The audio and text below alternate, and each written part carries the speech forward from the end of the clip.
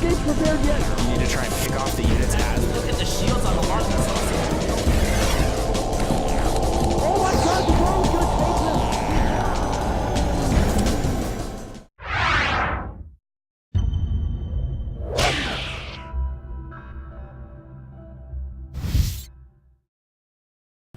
What's up, everybody? This is Pain User, and I'm here at an IPL exclusive event interviewing none other than SirScoots, Scott, EG's manager. Thanks for taking the time. My pleasure.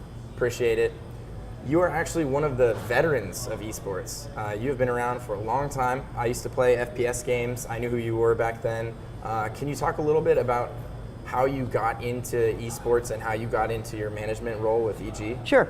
Been a gamer all my life, so for me that takes you all the way back to like Atari 2600s, TRS-80 computers, Commodore 64s. A little older than most, but same concept. And in 1999, I was playing a little Half-Life, and mod called Counter-Strike dropped.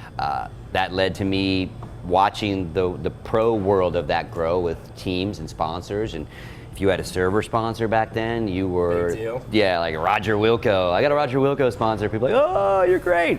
You know, and obviously I went to many, CPL events over the years, watched the whole thing grow up. Browsing for servers with GameSpy? Yeah, exactly, GameSpy, MPlay, all those things, MPlayer. And I actually ended up, my first job in the scene, because UGP, the team that I ran, was really not a job at all. It's just a bunch of guys playing. I got to know the Got Frag guys, who were running basically the ESPN type website of the Counter-Strike world back in the day. And got to know all them, really liked what they were doing, saw that this wasn't just a hobbyist thing. These guys were at the top of their game, and there was media developing to cover it, and there were fans that wanted to watch it and read about it. Not so much watching back then, mind you, but a lot of reading. And talked to those guys for a while, and ended up working for Got Frag, ended up being editor-in-chief, managing director, and then we launched Got Frag TV, which was like one of our video streaming arms. So we started streaming events. Actually got bought by MLG a couple years later, and did some stuff for them. I actually was the producer of their WoW stream for the first season. Got to do our stream stuff there. And basically, they were consolidating into New York. They wanted a lot of us to move to New York, and I have a beautiful place in Phoenix. Didn't really want to move to New York, and declined the offer. Said thanks anyway. At the same time, Marcus, DJ Wheatgraham, really, really good friend of mine, had kind of just left the CGS, and he was kind of restarting his whole content creation of doing shows and doing videos. So him and I started talking about stuff. Hopped on one of his podcasts, Live on 3, which now I'm co-host of. Same time as that was all going down, a really, really good friend of mine who I've known forever, Alex Garfield, owner of Evil Geniuses, approached me and said, hey, my brand is blowing up. I've gotten past just a Counter-Strike team. I've got major sponsors. I need some help.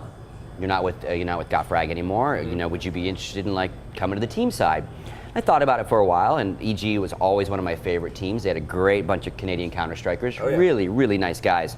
Always ended up being like the third best team behind 3D and Complexity back in the day. But you guys managed to change that a little bit later on in the career. Yeah, and so I had to wait out my MLG non-compete, but I said absolutely, Alex, I would love to come play with you at EG, and that was about 2 years ago.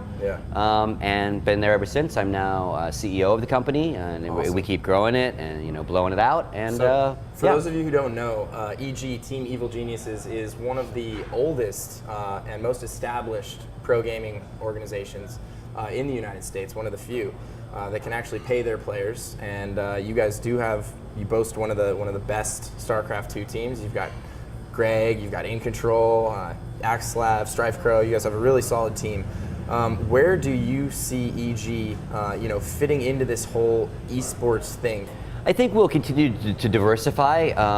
We are very heavy, and most pro teams are a very heavy sponsorship model.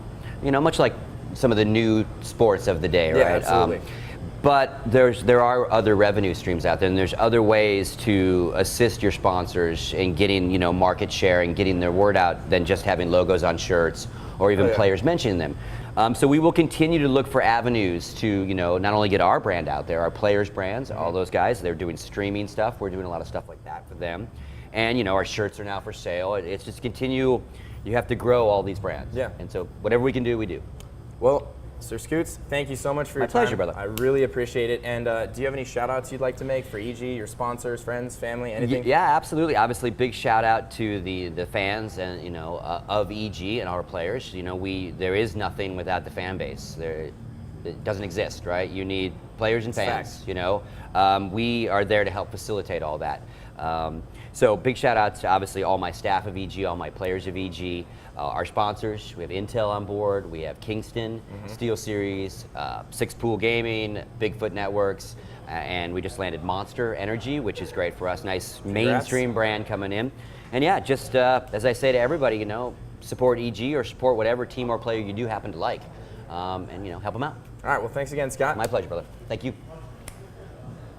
For more IPL news, make sure you guys check out www.ign.com/IPL. This is Pain User, signing off.